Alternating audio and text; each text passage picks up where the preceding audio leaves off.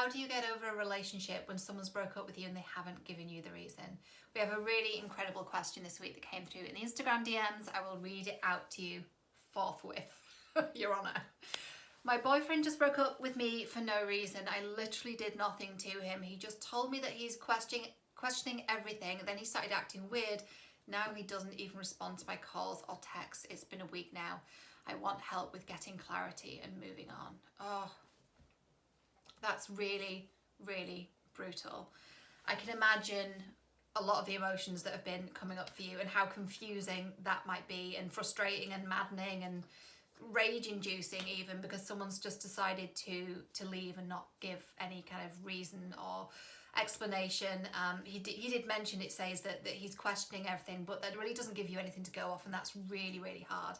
I can imagine that's been really tender for you, and I'm so sorry that you've been going through that. I am glad that you want help with getting clarity and moving on. It is going to be a process, but I'll do my best for you. I have 4 steps for you, 4 tips, and the first one is decide to move on. And I know this might feel a little bit of an infuriating tip, like, really? Decide? Seems kind of obvious. But you've got to make a firm decision, which can just sound like, I'm going to move on from this. I don't deserve this. I deserve better than this. This is not okay. I'm going to move on. I'm going to be better because of this. It sounds something like that. It might sound a little bit different for you, but make a firm decision. That's in the past now. I'm now moving forward. So you're in the present. What happened with him is in the past, and you're going to now move forward into your future.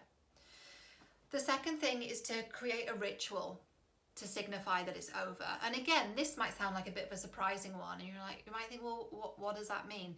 He's not given you any kind of closure here, really. He's really done a bit of a runner and not communicated very well, and left you in the emotional wreckage of his decision, which is not fair at all. There could be a bunch of stuff going on with him. I'm not going to go into it because we're not helping him, we're helping you. But creating a ritual to signify that it's over tells your brain that it's done. He didn't give you that grace and that honour and that moment of saying, you know, I'm breaking up and here's why. He's not giving you that, so you have to give that to yourself, and that's going to be really healing for you. It might also be really tender. So what does that ritual look like? It can look like writing a letter to him, reading that out somewhere if you're in a place where it's safe to do that alone, reading it out loud and imagining he's in front of you. Read it out. There's something called the Total Truth Letter. Total Truth Letter. If you Google it, it'll come up, and it gives you a template of how to go through that. It basically goes, I am sad that, I am angry that, I am sorry that, and it takes you through this process of really understanding what you're feeling about what happened. Do not send this to them. This letter is not for him or anyone else. This letter is for you. Once you've read it out, and do read it out, it's so easy to just write it and then just burn it. Read it out loud and imagine they're in front of you. That is going to give you the closure you need and you deserve. Then burn it if it's safe to do so. You can also bury something. Is there something you have from your relationship that feels like a memento from that union, that partnership? Can you take that and bury it in the earth somewhere?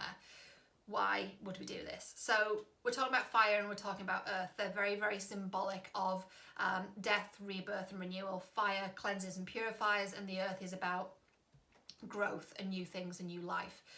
Traditionally, over generations and centuries, burial and burning has been a signifier of death as well. So this is your ceremony that you're giving to yourself, like it's over, it's done, and we're moving forward now. The next thing to do, point number 3, is to grieve.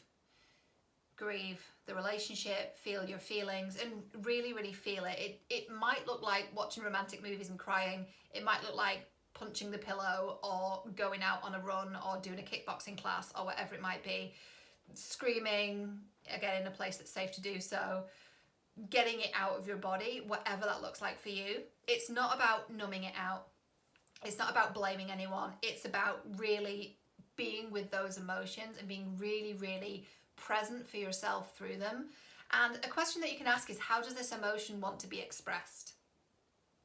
Like, do you want to create something? Do you want to make something? Is there something you want to make from this? Like I write, for example. Some people dance, sing, whatever it might be, cook, whatever it is for you, whatever it is that's creative.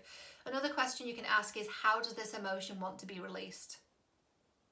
So how does it want to be expressed? Like something creative, or how does it want to be released? Like, do you want to get it out of your body? Do you want to punch the crap out of a pillow or a boxing bag at the gym, or whatever you have available to you, again, in a safe way? Be with those feelings. That's the grieving process, and be with it as long as you need to. There's no right or wrong length of time. Just be with your emotions, and you'll know, because you'll start to feel like yourself again when you've been through this process. And the last thing, and I would do this last step kind of later on in the grieving process, because you'll feel a bit more ready to do this and a bit more clear-headed. And sometimes we can be really clouded by our emotions. I know I can be, even now. If I'm feeling a really strong emotion, that's not the time for me to make a decision. It's not the time for me to rationally go through something. I'm just not in that mode. So when you're ready, sit down and write a list of what you learned from this relationship. And it might be something like, I've got to be with someone who is a great communicator, or I've learned that people that can't communicate, I can't be with them, or whatever it might be with you. I'm just coming up with communication because I know that was really lacking here. But what did you learn from the relationship, and what did you learn from the breakup, and what have you learned about yourself through this whole process? Heartbreak is a motherfucker, and what this person did to you is not on. It's not okay.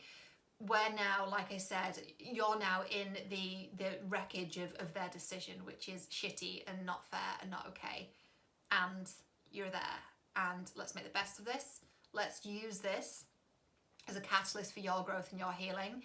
And when you do that, you're going to have the biggest glow up of all time. And you're probably going to bump into them in a year or two and feel very, very smug. And you deserve to. You absolutely deserve to. Yeah, what this person did is not okay. And you get to take charge now and decide who you're going to be on the other side of this. I'm so sorry this happened to you. I really hope this helped you. If you're watching this and you have any questions for me, please drop them down in the comments below, or slide into my DMs on Instagram. I'm on Instagram and Twitter. My handles there are Cheryl J. Muir. My website is cherylmuir.com.